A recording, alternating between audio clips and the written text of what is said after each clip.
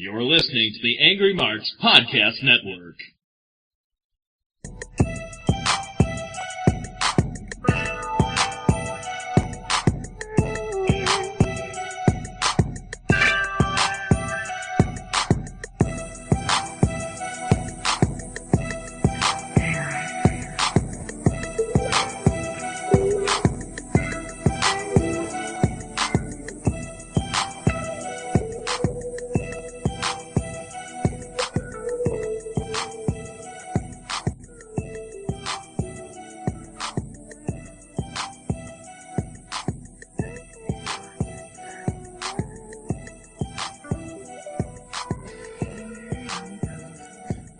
Welcome, ladies and gentlemen, to your Friday night show called the SmackDown RunDown, here on the Angry Marks Podcast Network and also on Amped Radio. Yes, it is I, the one and only Nikolai.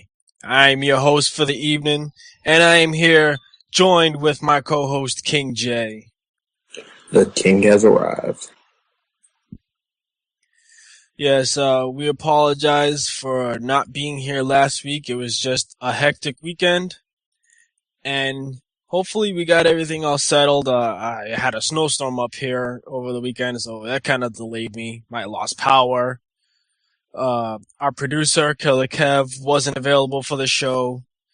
My co-host, King J, had homework to do for his schooling. You know, it was just a hectic weekend, so we apologize if you missed out on it, but we are here this week to bring you yet another show. You ready, Jeff? Yeah, I'm ready. Let's do it.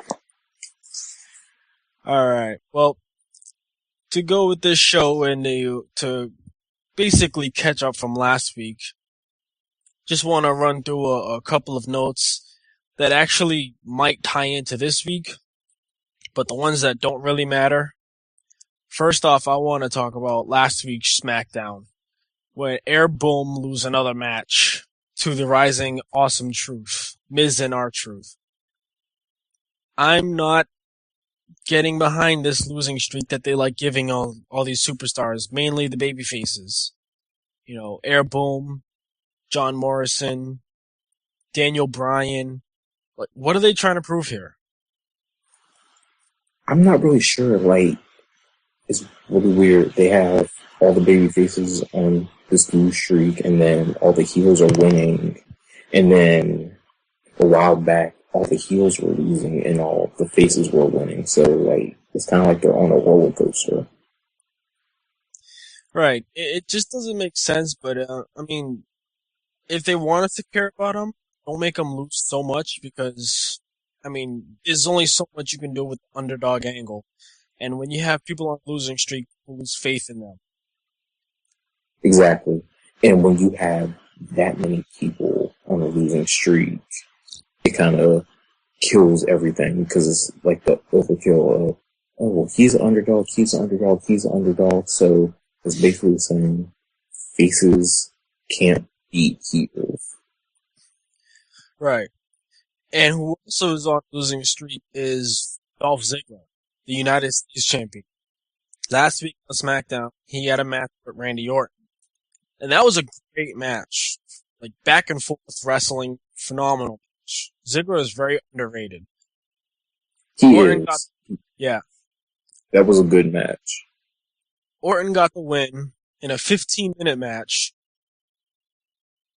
And that was the second time he won against a mid-card champion. If you remember, he beat Cody Rhodes at Vengeance. So, he beat the Intercontinental Champion on SmackDown last week. And this week on SmackDown, he had a street fight against Cody Rhodes. And get this, Jeff. The match was the start of SmackDown.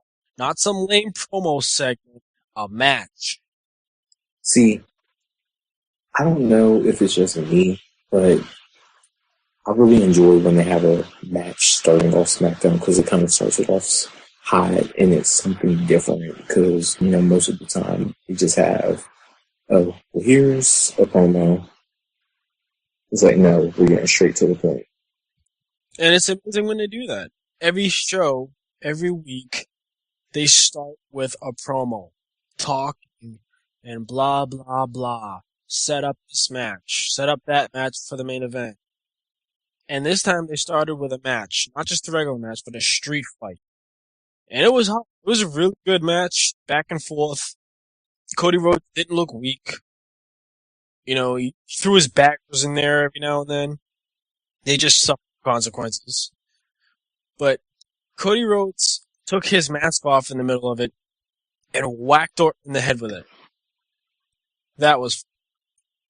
Yeah, I actually think that the whole using the face mask as a weapon is a good part to for his character and everything, but at some point I think he is legitimately going to have to lose it. And I liked a lot of the spots in the match. But one thing I do hate is when they have like a street fight or something on TV and they have the commercial breaks, because I think that's the kind of match where it's on a pay-per-view and you get to see the whole thing versus being on TV where you miss segments and you come back and they're like on a different part of the arena.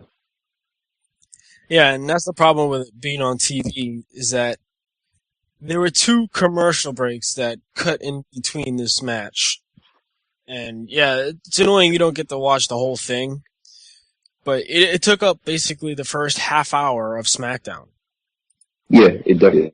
And when you can do something that long and it keeps the crowd interested, I think you're on a good path.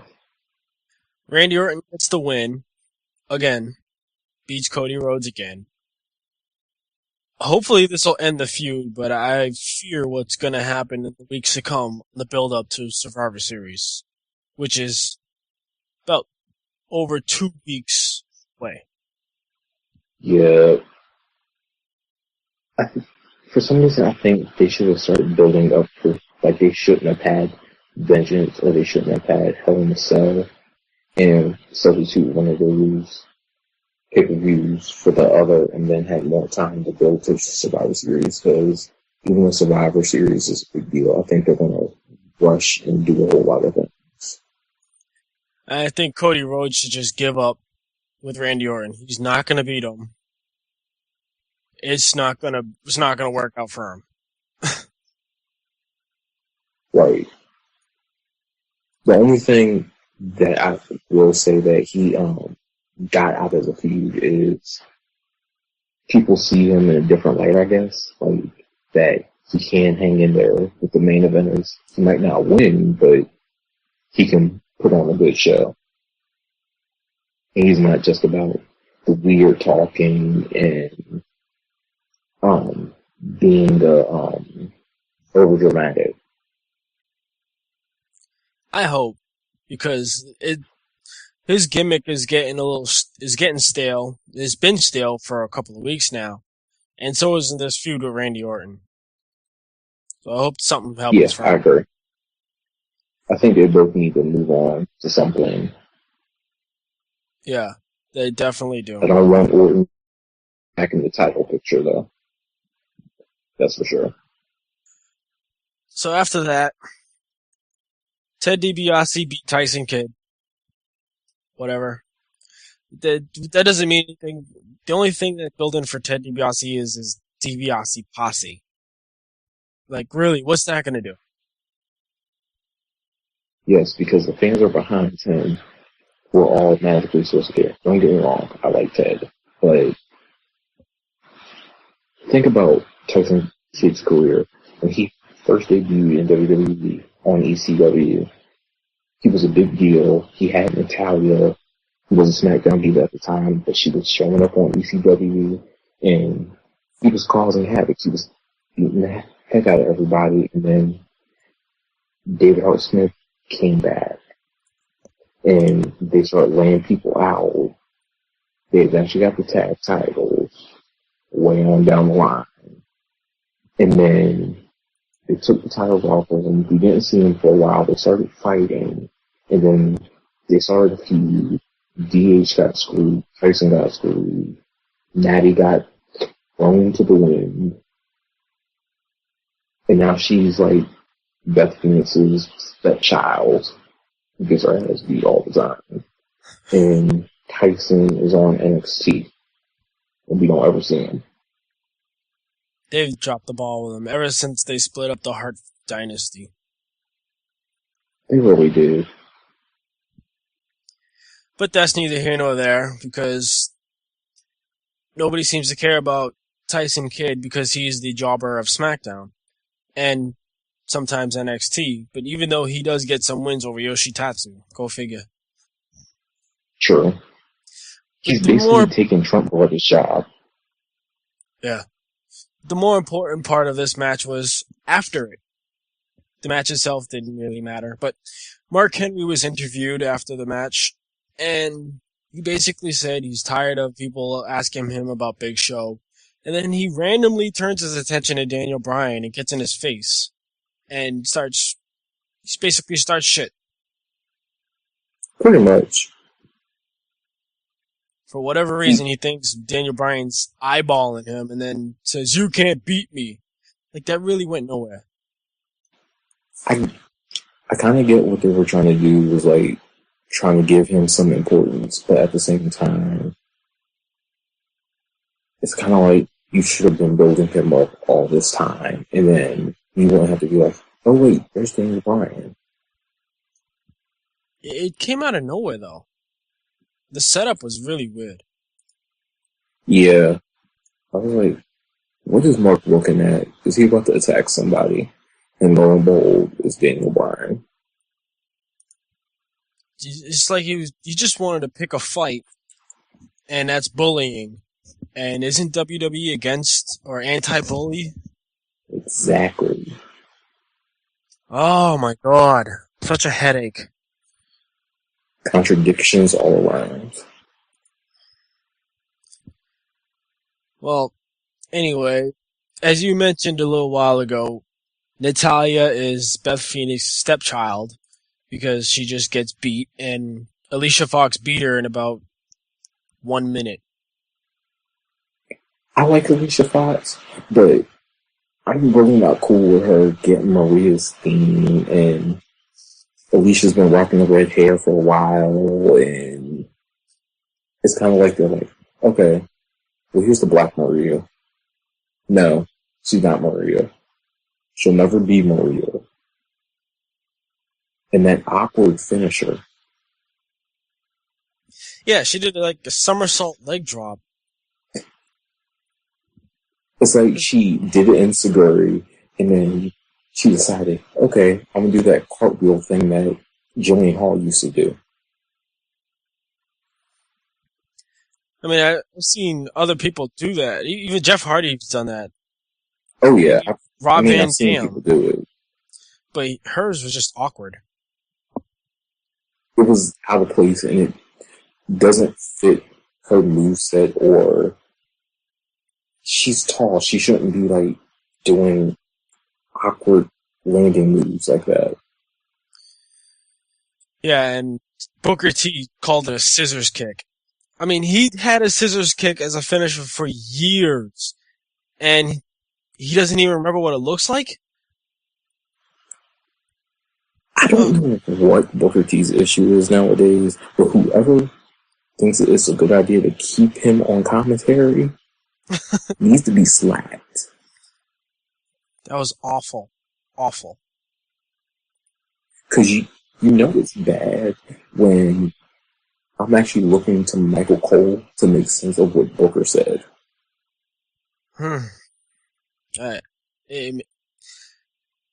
I'm stuttering because I can't think of anything else to come up with after that. It's just embarrassing to yourself if you can't even remember what your own finisher move looks like, and then someone else uses a different looking finisher and that's what you call it. Like, oh my god, it's just such a mess. Probably, what's his name? Matt Striker could probably think of a better name to call that move. Hell, we don't even need Matt Striker. It was just a somersault leg drop, and it got the 3 count, and Alicia Fox pinned Natalya. Divas of Doom, Sisters of Salvation, Divas of Destruction. You're nothing. You lose. You suck. Split up and have another gimmick. Because I'm sick of it. Exactly. And it's sad because most fans who have been wrestling fans for years know Natty Neidhart and Beth Phoenix as two dominant women and love them. But WWE continually misses the boat of what they could be. If they're the Divas of Doom, Divas of Salvation, whatever you want to call them, they should be dooming people, beating people up, and dominating the division. Not, okay, Beth can win, but Natty can't. It's kind of like that whole latter part of Way Cool where Michelle was only winning and Layla wasn't.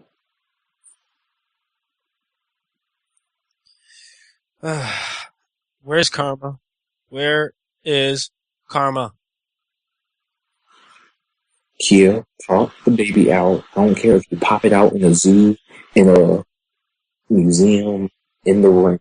Just pop it out and start backfisting people. Karma is the real sister of salvation. Come back and settle this. Please, we will pay you. They are nothing. Moving on. Big Show comes out for a promo, and the first line he says is, "I'd much rather come out here and fight than talk." And I would have to agree, because for the second week in a row, he comes out and talks. On Raw, he had a great match with Alberto Del Rio. Why can't we have that on SmackDown?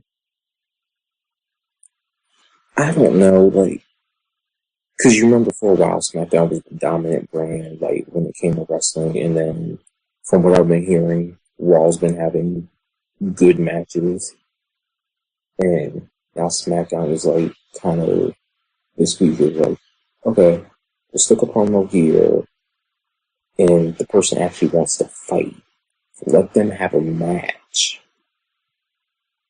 Don't say, I want to fight. Give the person a match because Big Show can't have good matches. So give him somebody, even if it's a squash match, to someone he can beat the shit out of real quick. And make people say, yeah, he's a giant. He can kill people. A squash match against who? Tyson Kidd? There you go.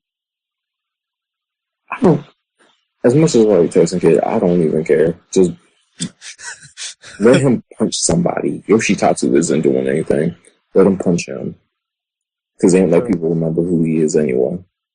True. Well, tonight there was a scheduled match of Christian versus Sheamus. But instead, Christian decided to come out and talk to Big Show for whatever reason. And he basically goaded himself to getting injured. Asking Show, oh, you're not going to punch me, are you? You're not going to punch me. Big Show just says, no, I'm not going to punch you. I'm not going to knock you out. But he does choke slam him.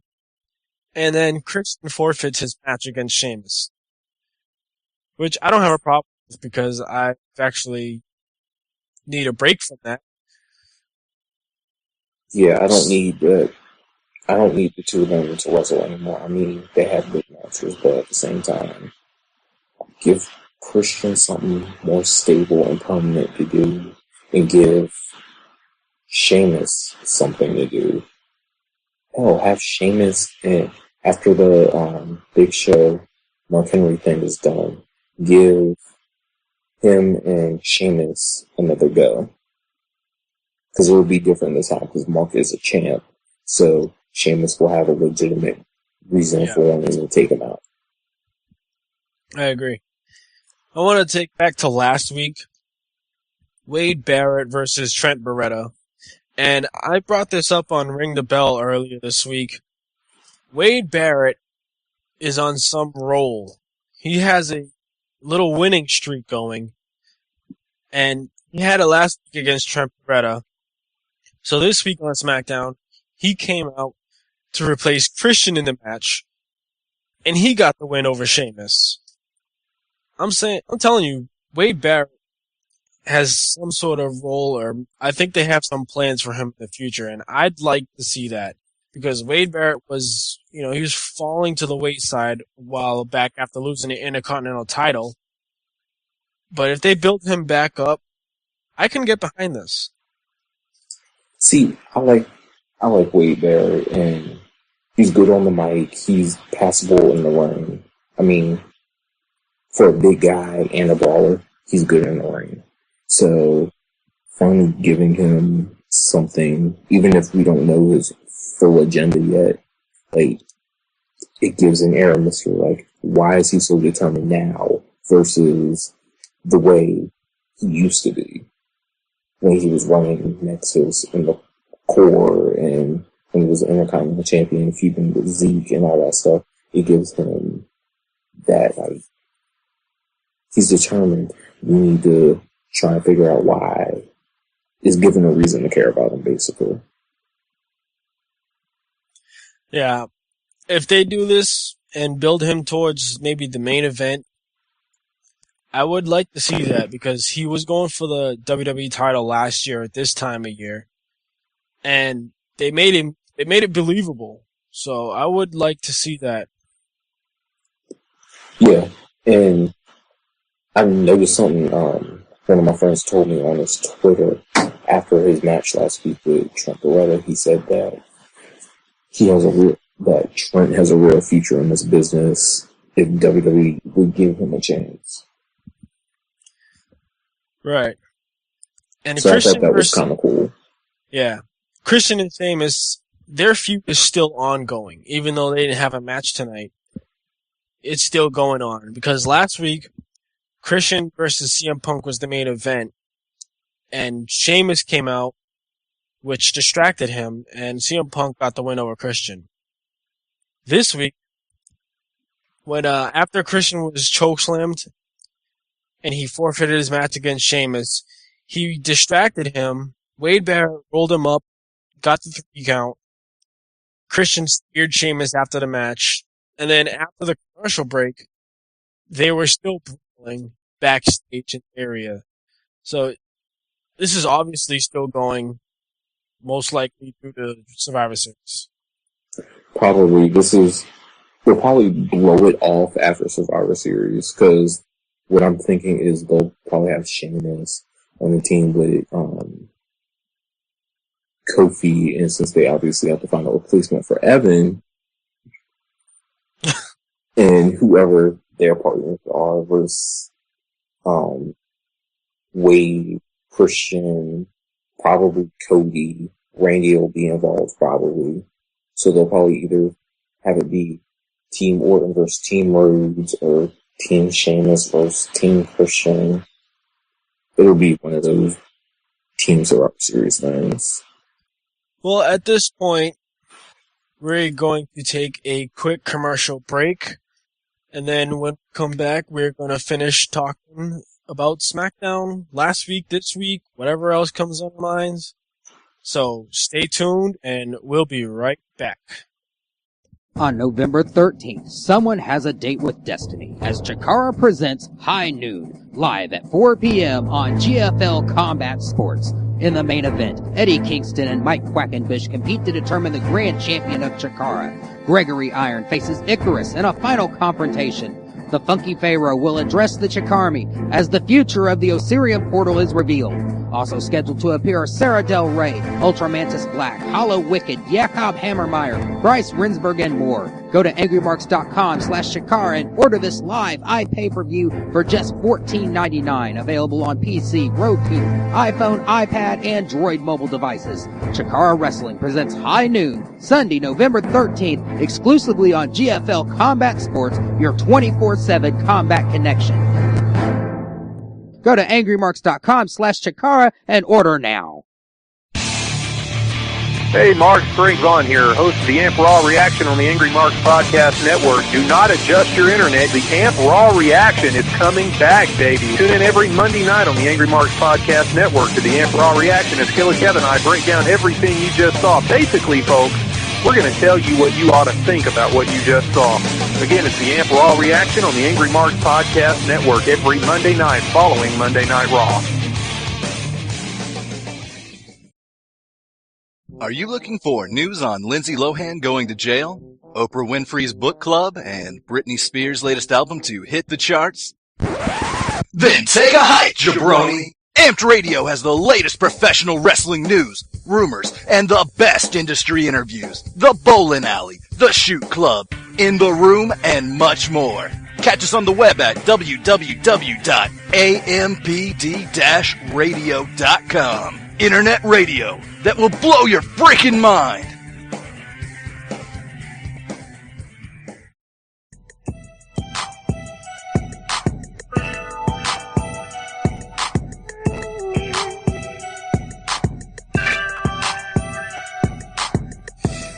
And we are back. You are listening to the SmackDown RunDown here on the Angry Marks Podcast Network.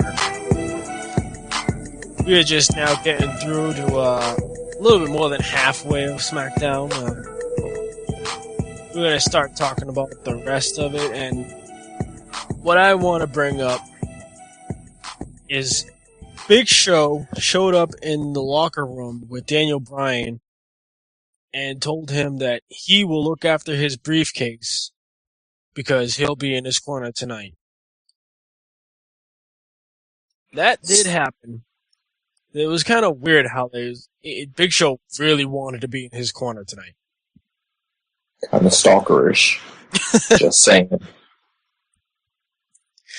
Either that or he really likes the color of that briefcase.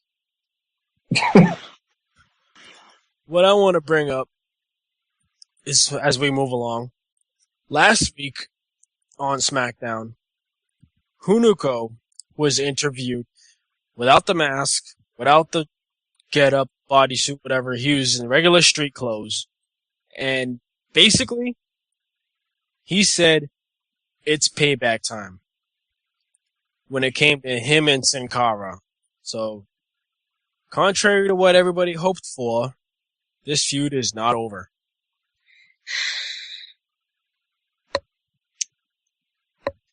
And sounds like we have someone who wants to weigh in on this topic.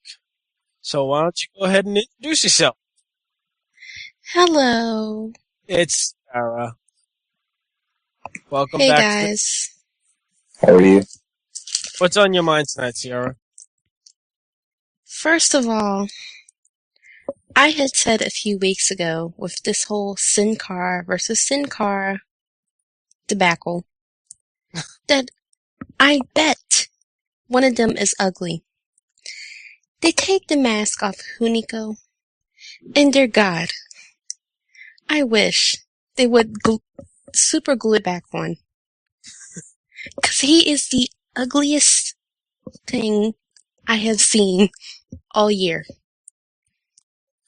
Well, Booker T agrees. He needs like 12 bags on his head. He is that ugly.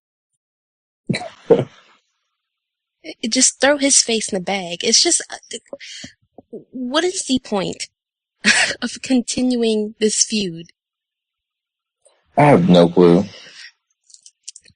Like, I'm think just confused. the three of us were over this feud months ago. Yes. Yeah, and it's not over because this week on SmackDown, Sin Cara had a match against a newcomer called Epico. And for those who don't know, that is Tito, cousin of Primo and Carlito.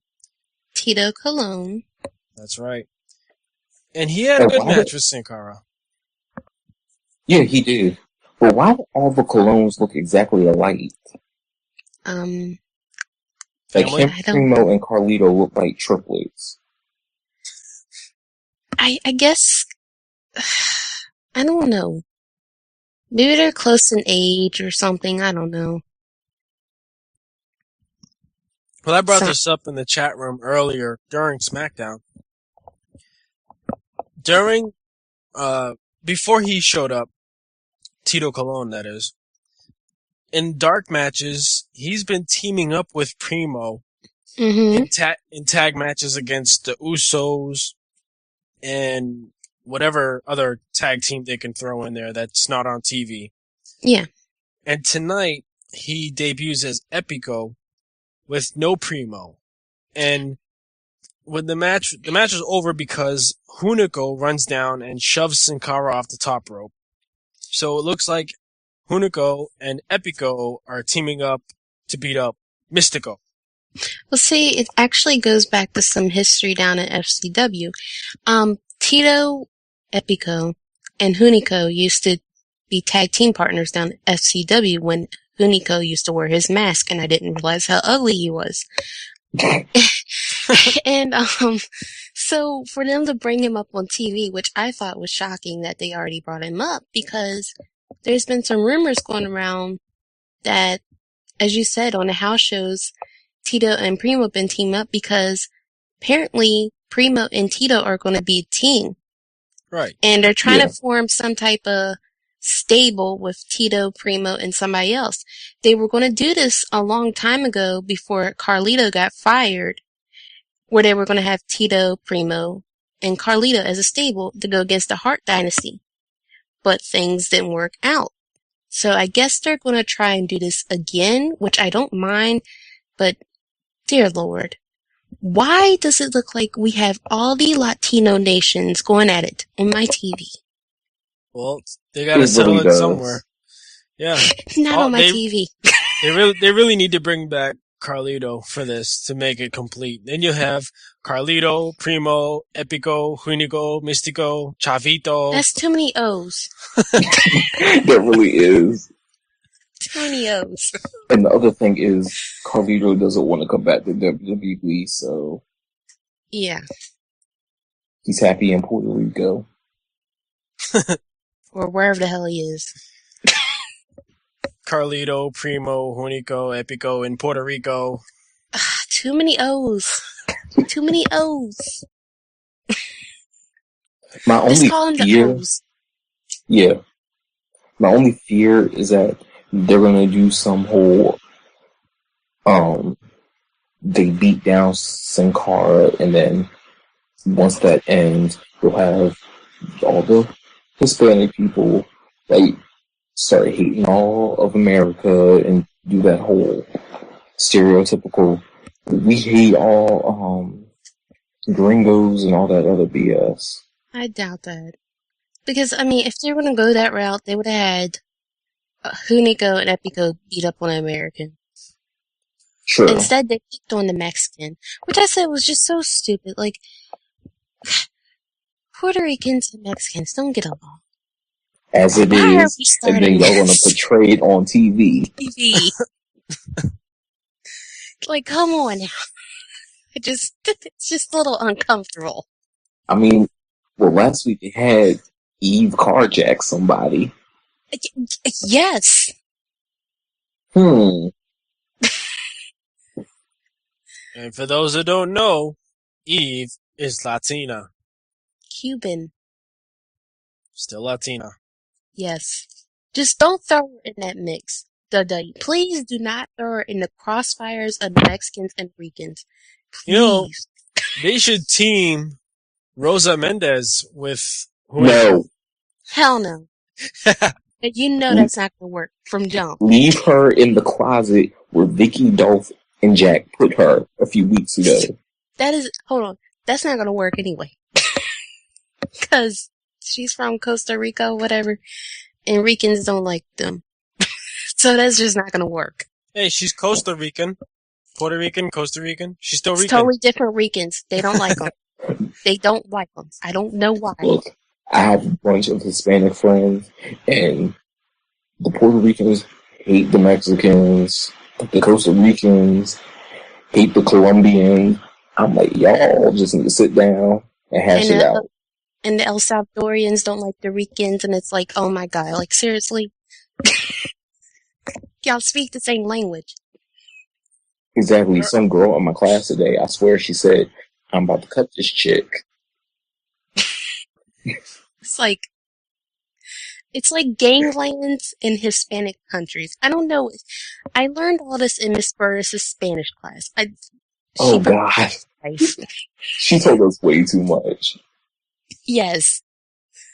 Well, But before anyway, we get out of hand with all the Hispanic gangs, I'm just saying.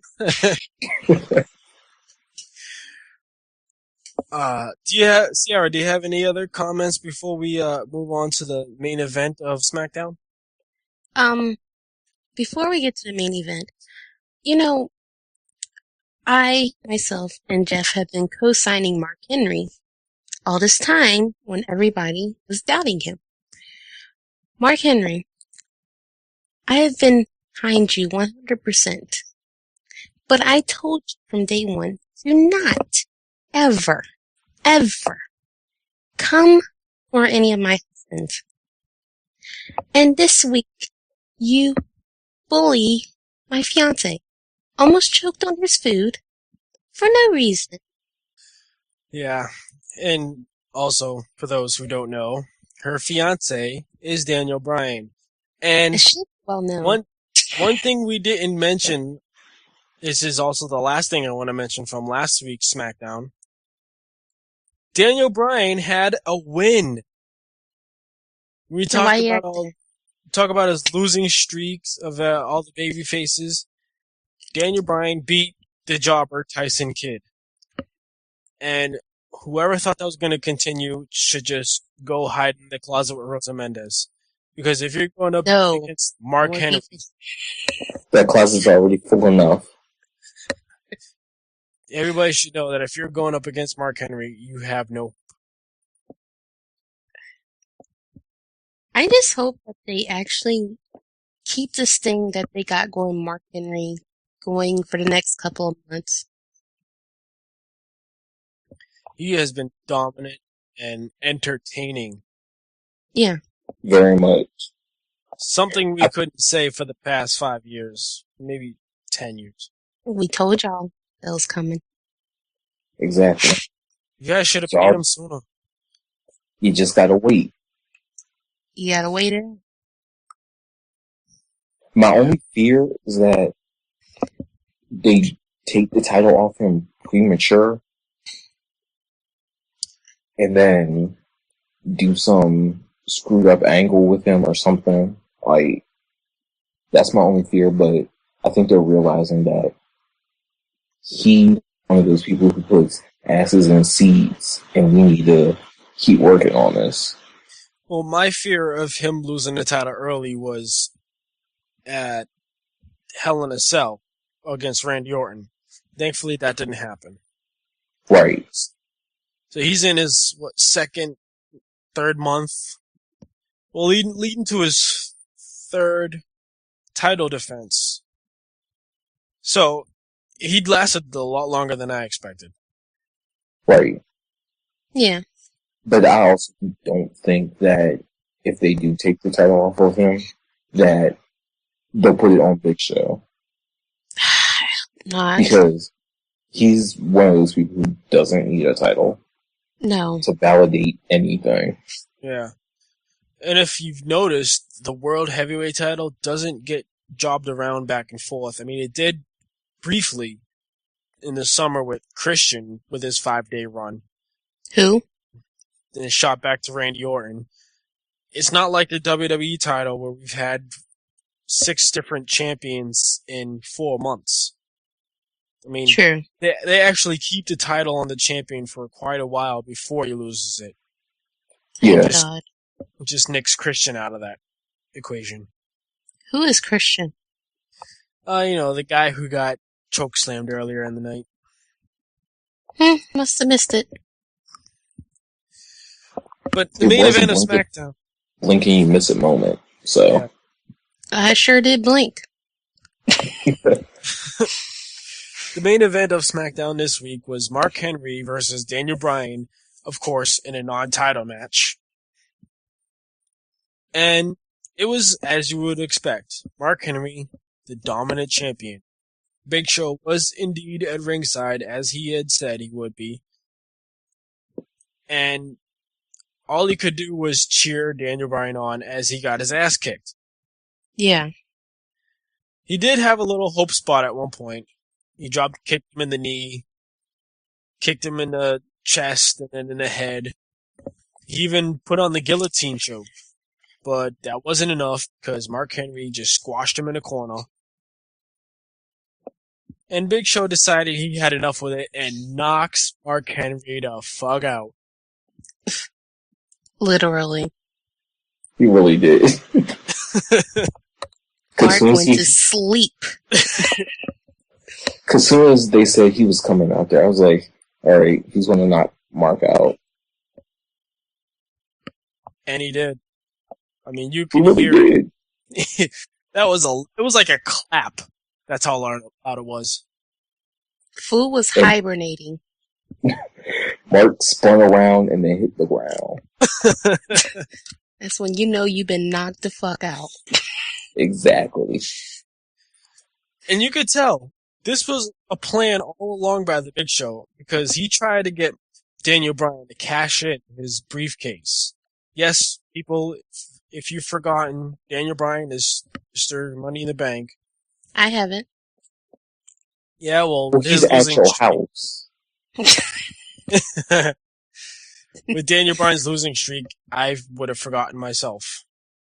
Hey, doesn't matter to me as long as he still has a job. Hopefully, he'll still have a job at WrestleMania because that's when he plans to cash in that briefcase. But Now, why you gotta get me scared like that? But Big Show tried to get him to cash in the briefcase tonight, and that backfired because Mark Henry revived himself and the world's strongest slam on him. How did he... Mark Henry, for you to get up after... Yes, for you to get up after being spun around and flopping on the canvas.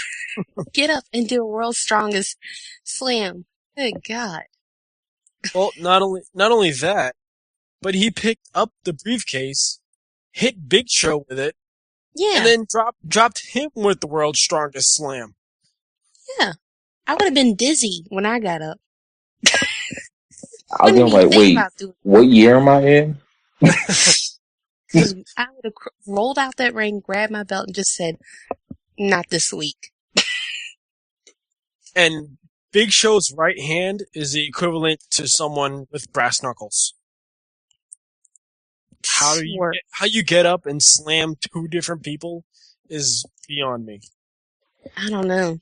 You know, it's really weird, but at the same time, I like the way they're booking this angle where the Big Show's coming after Mark. And since he's bigger, Mark is backing down a little bit. But at the same time, he's like, well, I'm the world's strongest man. I can take him. Yeah. Well, this brought out SmackDown General Manager Teddy Long. Oh, God. And said that this feud will be settled at Survivor Series because Mark Henry will defend the championship in a rematch against the Big Show. Okay. The best part was that after that announcement was made, the Big Show was laughing.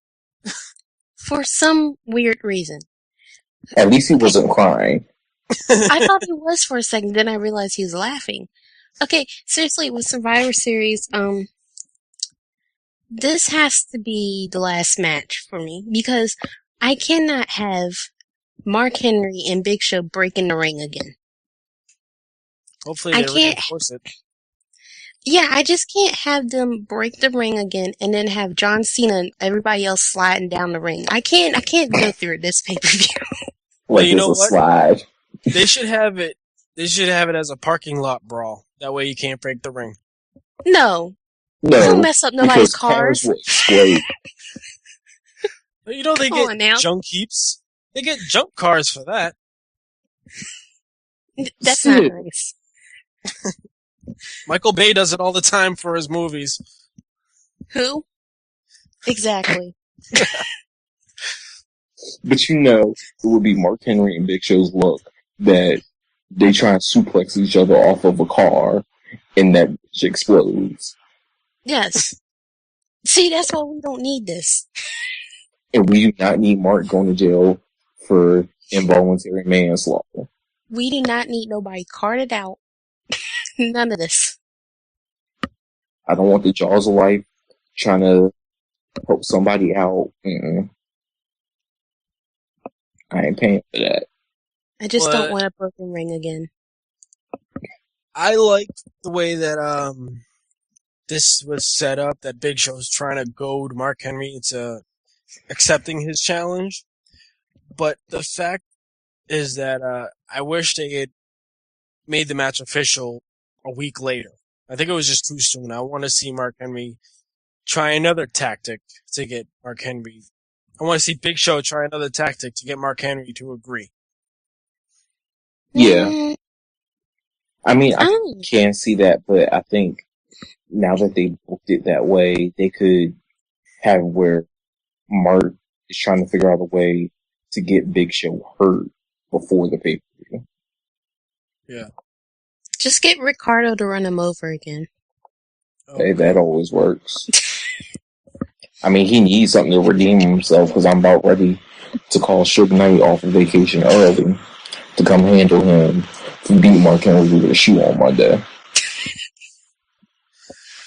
Well, we have a few minutes left in the show. Is there anything else that you guys want to bring up before we close out? All right then. Does it have to do with SmackDown? Something related to it because we really don't have much time for much else. Okay, the freaking Divas match.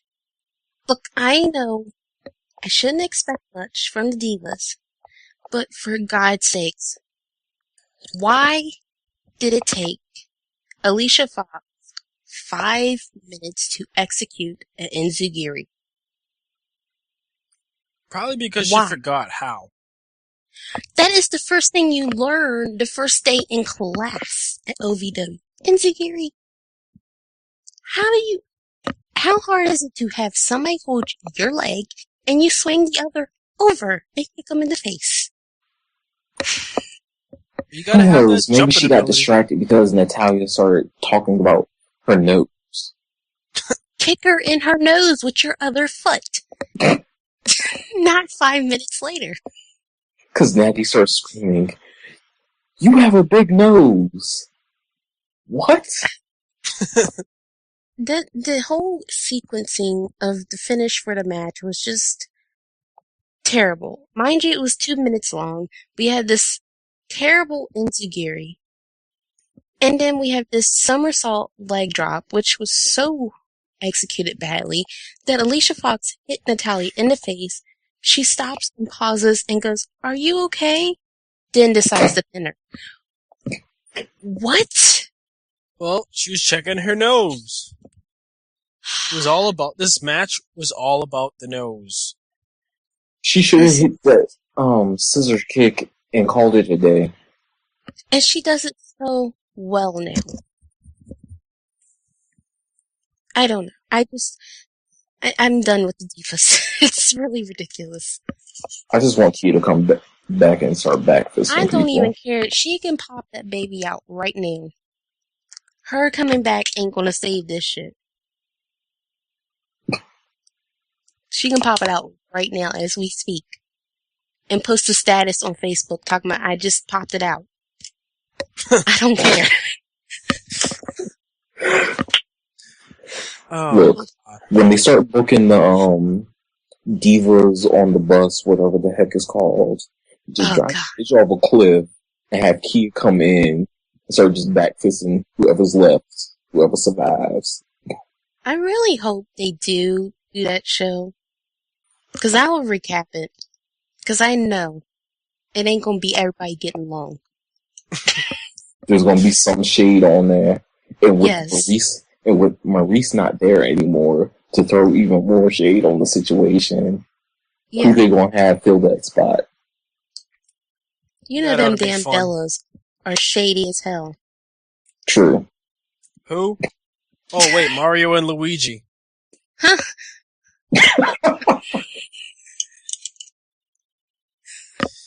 Or they'll probably have Tamina do it.